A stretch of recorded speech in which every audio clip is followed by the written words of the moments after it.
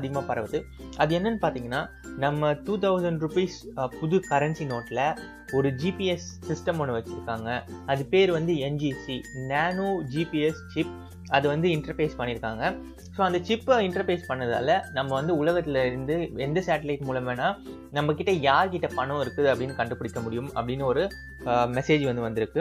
அது மட்டும் இல்லாமல் அண்டர் கிரவுண்ட் ஒரு 140 மீட்டர் கீழே வந்து பதுக்கி வச்சுருந்தாலும் அந்த சேட்டலைட் மூலமாக அந்த பணத்தை கண்டுபிடிக்க முடியும் அப்படின்னு நிறைய மெசேஜஸ் சர்க்குலேட் ஆகிட்டு இருந்தது.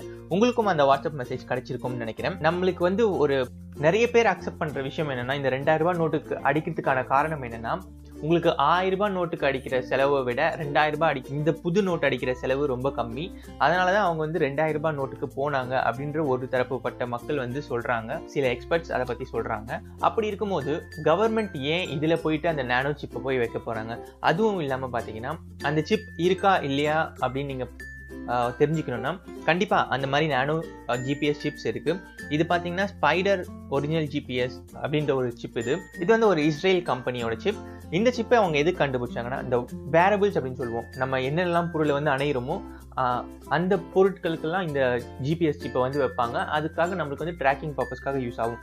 ஃபார் எக்ஸாம்பிள் நம்மளோட வாட்சு, செல்ஃபோனு, ட்ரெஸ்ஸு, இந்த மாதிரியான விஷயத்துக்கெல்லாம் இதை யூஸ் பண்ணுவாங்க. இது ரொம்ப கம்மியாக இதோட பவர் கன்சப்ஷன் ரொம்ப கம்மியாக இருக்கும். அதுக்காக தான் இந்த சிப்பை வச்சுருக்காங்க. பட் நமக்கு வந்து மெசேஜில் என்ன போட்டிருந்ததுன்னா, அந்த சிப்புக்கு வந்து பேட்டரியே தேவையில்லை, உங்களை எங்கே இருந்தோன்னா கண்டுபிடிச்சிடும், இது வந்து கவர்மெண்ட்டோட இனிஷியேட்டிவ், அந்த மாதிரி இந்த மாதிரின்னு அடிச்செல்லாம் விட்டுருந்தாங்க. விட்டாக்க அவங்க அதில் ஜியோ சிம்மும் வச்சுருக்கோம், ஃப்ரீயாக யாருன்னா அதிகமாக பணம் வச்சுருந்தா கவர்மெண்ட்டுக்கு கால் போகும் அப்படின்ற ஒரு தகவலை மட்டும்தான் சொல்லாமல் விட்டாங்க. மற்றபடி அது அப்படியே உண்மை மாதிரியே நிறைய இன்ஃபர்மேஷன்ஸை போட்டு வச்சுருந்தாங்க. பட் அது எல்லாமே போய் இந்த மாதிரி சிப்பை அவங்க வைக்கிறதுனால இது இப்போ தான் இந்த நீங்கள் பார்க்குற ஸ்பைடர் ஜிபிஎஸ் சிப் வந்து இப்போ தான் மார்க்கெட்டில் இன்னும் வரல, ப்ரொடக்ஷனுக்கு யாரும் இன்னும் யூஸ் பண்ணல. இது இன்னுமே வந்து ரிசர்ச்சில் தான் இருக்குது. ஸோ நம்ம இந்தியாவில் வந்து அப்படி ஒரு பட்ட சிப் வைக்கணும்னா நோட்டு வந்து நீங்கள் மேனுஃபேக்சரிங் பண்ணுற செலவு வந்து ரொம்ப ரொம்ப அதிகமாக இருக்கும்.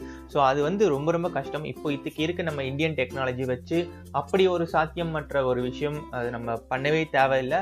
அதனால தான் வந்து பார்த்திங்கன்னா நம்ம கவர்மெண்ட் அந்த 1000 ரூபாயும் 500 ரூபாயும் ரிட்டர்ன் வாங்கிட்டு இந்த மாதிரி புது நோட்டை வந்து சர்க்குலேட் பண்ணுறாங்க. அதுவே கள்ள நோட்டை ஒழிச்சிடும். இதில் வந்து ஜிபிஎஸ் தான் வச்சு நம்ம